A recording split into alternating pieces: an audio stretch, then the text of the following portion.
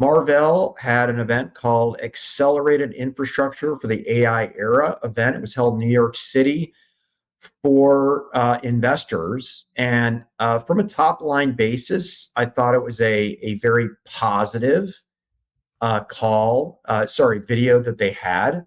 And a couple things to pull out here is that their AI revenue is growing incredibly well, right?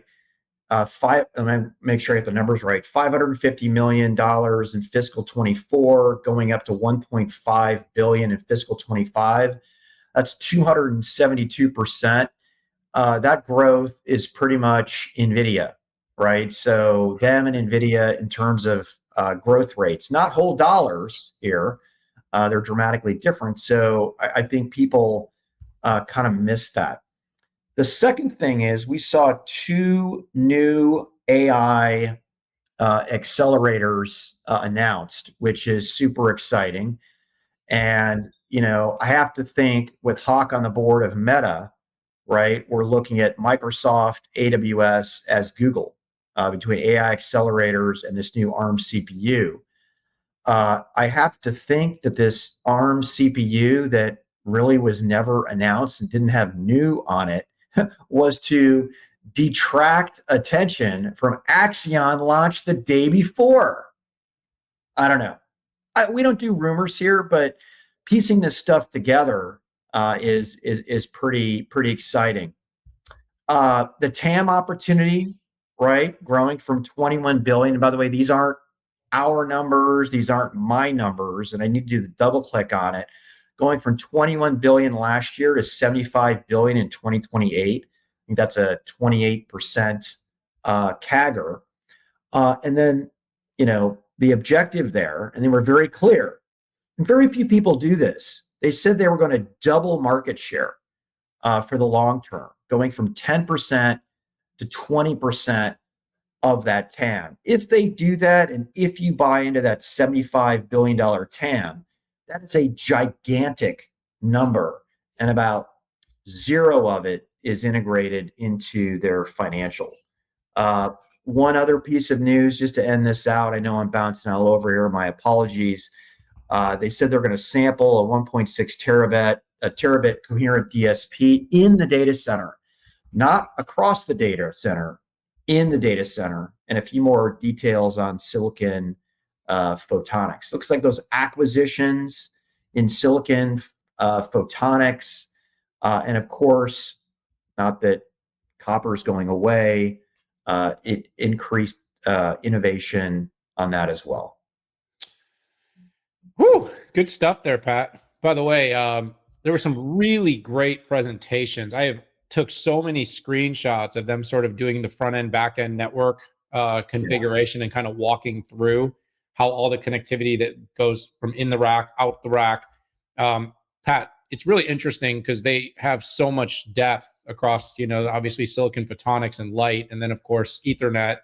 The show for me was stolen by their announcement of their XPU wins. I mean, 3 of the 4 domestic large cloud providers are going to be building custom chips with Marvell. That's pretty exciting.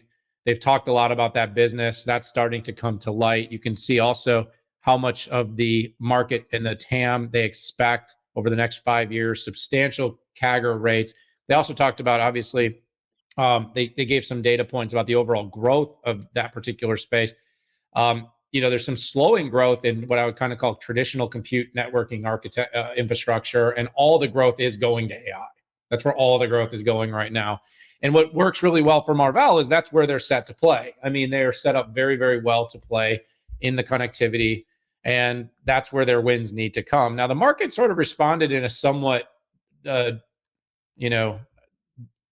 unexpected way. I thought after they kind of announced the bigger TAM, the bigger opportunity, they would have gotten a bit more of a positive reaction from the market. A lot of the positive reaction shifted over and went to Broadcom, which was sort of interesting, but I guess they're seen as the 1-2, with Marvell being kind of the 2 in this particular space. And so Marvell got a big jump.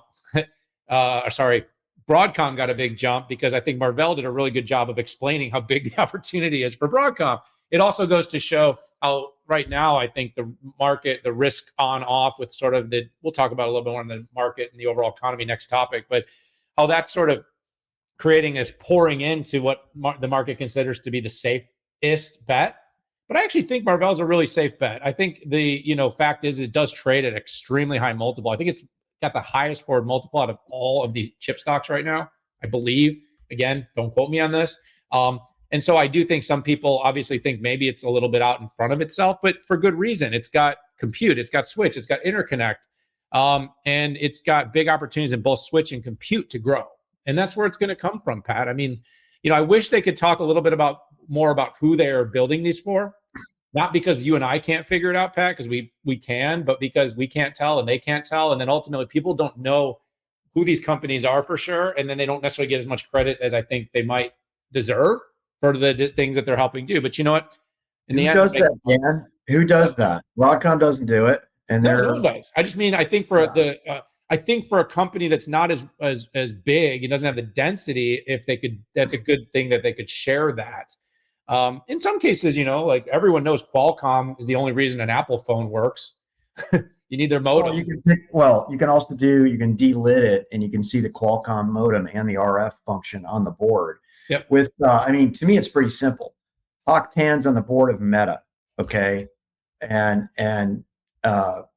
they do ship a ton of networking silicon into Meta, but and it's 3 out of 4, then it's AWS, it's Microsoft, and it's Google. So totally. Mystery solved. I'm just giving my personal feelings, which are very important, Pat. They are important. Feelings are important. I am not a robot. I think this could help. Listen, I'm just saying that Marvell's doing a lot of really important work for a lot of important companies.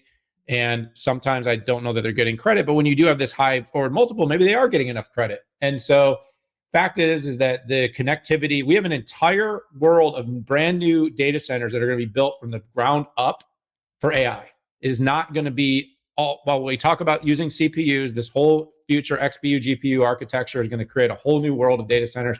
They're all going to need to be connected. That's a big opportunity for a company like Marvell. Let's talk about the economy. What do you want to talk about next? No, let's go to the economy. One thing I wanted to point out, though, on Marvell is they do InfiniBand as well. They can benefit and monetize that. So they benefit both. They opt all the optics. Wanted to throw that in there. And interestingly enough, they had a really interesting take on co-packaged optics with silicon photonics, which I need to double click into and compare that to what Broadcom said.